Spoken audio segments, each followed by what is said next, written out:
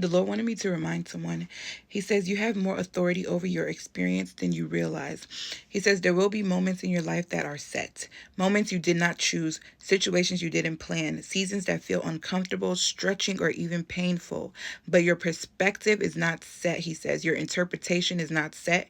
Your response is not set. The Lord is saying, I have given you the power to determine whether something is working for you or working against you. He says, you get to decide, is this breaking me or is this building me? Is this here to destroy me or is this here to develop me? And the Lord is saying, because what I allow has purpose.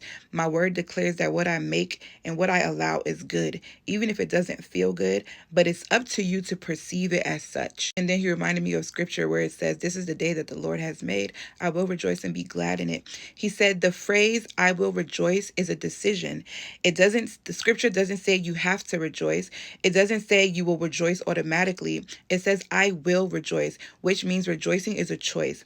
The Lord is saying you are choosing to see the day through the lens of trust. You are choosing to believe that even in this moment, nothing is wasted. He says you're choosing to align your perspective with my truth instead of your feelings.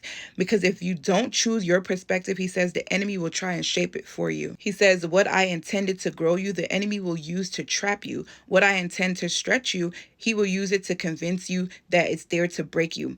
And God is saying, take back your authority. You don't have control over everything that happens, but I have given you authority over how you interpret it, how you respond, and what it produces in you. He says you can turn a moment into a lesson. You can turn pain into growth. You can turn pressure into purpose, or you can allow it to keep you stuck.